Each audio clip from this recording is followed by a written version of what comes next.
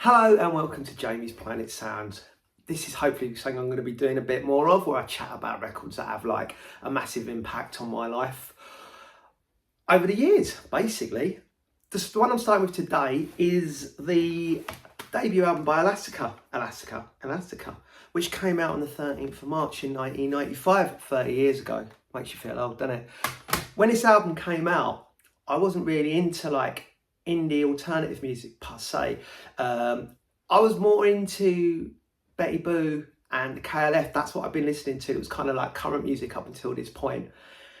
And I'd stopped listening to modern music, and I'd become obsessed with like Madness, The Specials, Pretenders, Blondie, The Police, so kind of that new wave, Elvis Costello, Ian During the Blockheads, etc.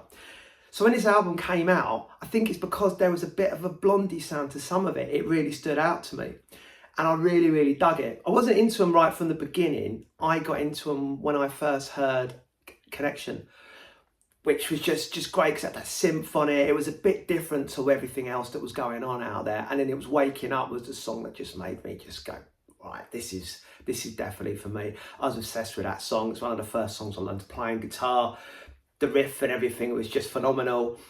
When that single came out, they got accused, I think, of plagiarism from the Stranglers for it sounding like No More Heroes. I can kind of see where they're coming from, but it still doesn't make it a bad song. It's a phenomenally strong song. And I was really excited when his debut album was coming out. I remember distinctly going to Chatham, standing outside Our Price, expecting there to be a great big queue of people waiting to buy this record. And there was no one there, it was just me. Went in and I got it straight back home, transferred it from CD onto cassette because didn't have personal CD players back there. And I just hammered it and I played it and I played it and I played it. Just such a great record. It's very, well, I was saying it's very new wavy, it's very punky, it's full of attitude. The out cover itself of the record is very reminiscent of the Elastica logo is quite similar to the Blondie one. The black and white photo of the band, they were cool as anything. You watched them on Top of the Pops. They looked the part, they sounded great, playing Telecasters. It was just absolutely a phenomenal album. Obviously at the time, Justine Frischmann and Damon Albarn were a couple, and Damon's helped some part on this. He's on the record as Dan Abnormal, anagram of his name. How much he wrote or how much he added input of it, no one really knows, but it doesn't make this being an absolute belter of a record.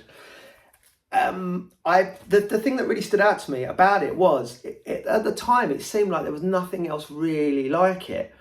And it was just so full of energy from the start, like Line Up, going into Annie, the connection. Indian Songs was a bit Stone Roses-esque, but just every track was an absolute banger.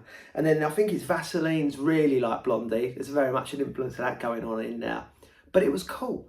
And the important thing about this was, and what a lot of people, this band gets overlooked, and a lot of bands do get overlooked from this era, there was so much quality music going on in there, but the albums, or the bands that did quality debut albums, Elastica was one, Supergrass, I Should Coco, the Blue Tones, Expecting to Fly, and that first Rialto album, they were just phenomenal. And you listen to them now and they still stand up really well. Really, really strong records.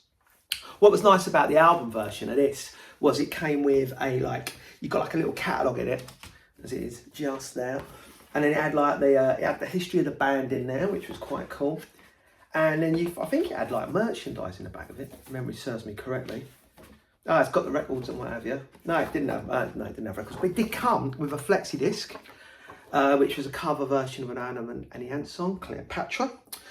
And also, they were on the soundtrack to Trainspotting, which kind of like, this is a bizarre one, this. I was talking to someone about this the other day. Trainspotting, right? Obviously, iconic movie.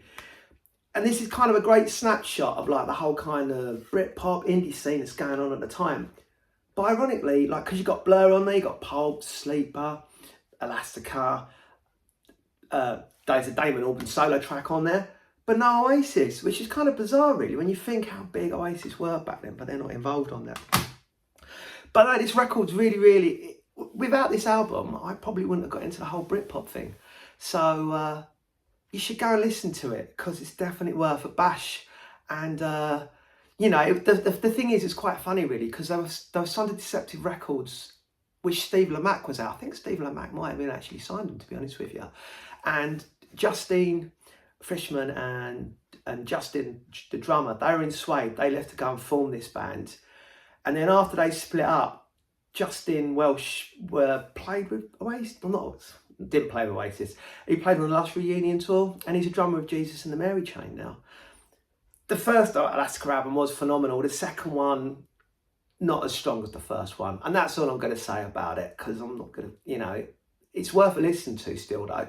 But this first album's really, really good. Really strong debut record. And like I say, it still stands up 30 years on. And if you're getting into music and what have you, or that kind of ilk, it's definitely worth giving it a bash, because I think it's really influential and more people should be talking about it. So that's what I think about that record. Cheers for listening, and hopefully see you soon.